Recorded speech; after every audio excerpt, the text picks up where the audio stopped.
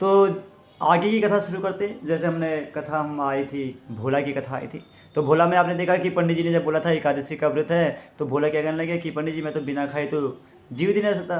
तो पंडित जी ने कहा देखो यहाँ तो हम खाना नहीं बना सकते। तुम भोला ऐसा कर सकते हो, तुम एक जंगल में जाओ, मैं तुम्हें खाने की सामग्री देता हूँ, वहीं जाके तुम खुद बनाओ, खुद खा लेना। तो ये बात है भोला को अच्छी लगी। तो भोला ने कहा भैया प्राण जाने से अच्छा है कि मैं अपने हाथ से खाना बना लूँ।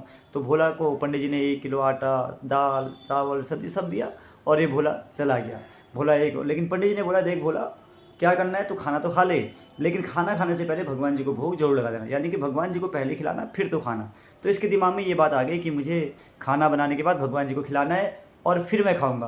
तो ऐसा करके ये जंगल को निकला, इसने खाना बनाया, भूखा तो था ये। अब इसने पहले गुरुजी की बात याद आई कि गुरुजी ने मेरे को बोला है कि पहले भगवान जी को खिलाना है। तो इसने भगवान जी को भोग लगाना शुरू किया और बोला कि हे मेरे राम आइए, मेरे सीता राम आइए, मेरे भोजन का भोग लगाइए। ऐसा कहा तो थोड़ी देर आँख खोला तो भगवान जी नहीं दिखे। फिर इसने कहा प्रभु मुझे बहुत भूख लग गई है, प्रभु आप जल्दी जल्दी आओ, नहीं तो मैं तो ऐसे ही मर जाऊंगा। तो बार बार आग्रह करने पर भगवान जी को विवशतावश आना पड़ा। तो वहाँ पर प्रभु राम अकेले नहीं आए, क्योंकि इस बेचारे ने तो केवल 4 रोटी बनाए थे, 4 रोटी अपने लिए बनाए थे, 4 रोटी इसने प्रभु राम के लिए बनाए थे। तो ये मन में सोचा था कि भगवान जी आएंगे, 4 रोटी उनको दूंगा, 4 मैं खाऊंगा, ऐसा सोच के इसने बनाया था। लेकिन भगवान तो अकेले आए नहीं, भगवान माँ सीता को लेके आ गए। अब ये बड़ा वो, इसने कहा प्रभु आप कौन? इसने कहा देखो मैं भगवान हूँ। उन्होंने कहा ये कौन है? उन्होंने कहा ये मेरी धर्मपत्नी सीता है। तो उन्होंने कहा प्रभु मैंने तो आपके लिए 4 रोटी बनाए हैं, तो ऐसा करो मैं तो भूखा नहीं रहता, आप इन चारों का आधा आधा कर लीजिए। तो प्रभु को 2-2 रोटियां दे दिए, तो प्रभु फिर चलने लगे। तो इस प्रकार जब ये अगले दिन गया, अगले दिन एकादशी आई, तो इसने गुरुजी से कहा गुरुजी देखो आज आटा ज़्यादा दे दो, क्योंकि आपके भगवान एक नहीं है, आप वो 2-2 आते हैं। तो गुरुजी ने कहा ठीक है। अब गुरुजी ने सोचा पता नहीं क्या कर रहा है, गुरुजी ने बातों में ध्यान नहीं दिया और ज़्यादा आटा इसे दे दिया। ये उस दिन से डबल आटा लेके आया, सेम सेम इसकी जो रूटीन था, रोटी बनाई। इस बार इसने 12 बना दिए, 4 अपने लिए, 4 भगवान राम जी के लिए, 4 सीता मैया के लिए। फिर इसने बनाया, फिर कहने लगा, फिर पुकारने लगा हे प्रभु राम आइए, सीता राम आइए, मेरे भोजन का भोग लगाइए। तो ऐसे कहने पर बार बार आग्रह करने पर फिर भगवान जी आ गए। और भगवान जी इस बार सीता राम तो ठीक है पूरा ही लेके आ गए, यहाँ पर ये हनुमान जी को भी लेके आए, लक्ष्मण जी को भी ले आए। तो ये बड़ा वो, इसने कहा जब एक बुलाए तो 2 आ गए, अब 2 बुलाए तो 4 आ गए। इन्होंने कहा प्रभु देखो मैंने तो आप लोगों के लिए 8 रोटियाँ बनाई हैं, अब आप 8 में ही आपस में बराबर, मैं 4 आपको नहीं दे सकता।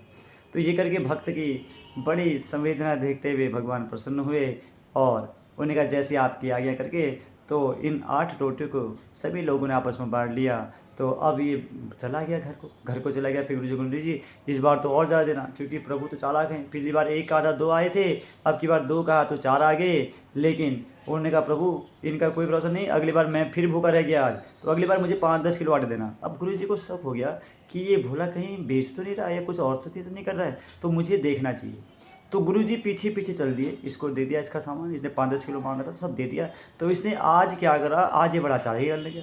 इसने सोचा आज मैं पहले बुला लेता हूँ फिर बनाऊंगा खाना, क्योंकि पता चला कि मैं 2 बुलाता हूँ 4 आते हैं, 4 बुलाऊँ तो कहीं 8 ना आ जाए, इसलिए देख लेता हूँ, हमेशा मैं भूखा रहता हूँ। तो इसने बिना खाना बनाए बोलने लग गया प्रभु राम आइए, सीता साथ लाइए, लक्ष्मण हनुमान साथ लाइए। ऐसा ऐसा भजन करते करते प्रभु का जाप करने लग गया।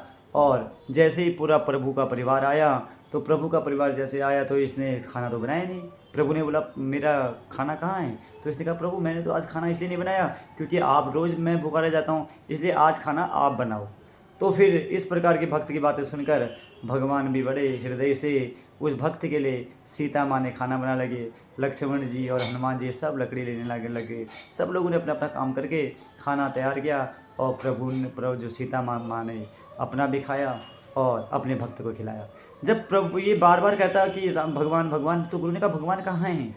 तो गुरु ने कहा ये पागल हो गया है। उन्होंने कहा गुरु जी यही तो भगवान हैं। तो जब गुरु ने बार बार कहने पर गुरु को भगवान नहीं दिखाई दिए तो गुरु रोने लगे, कहने लगे देख भक्त मुझे भगवान जी नहीं दिखाई दे रहे हैं, तो हे चेले अब तो अपने भगवान से बोल कि मुझे भी दिखाई दें।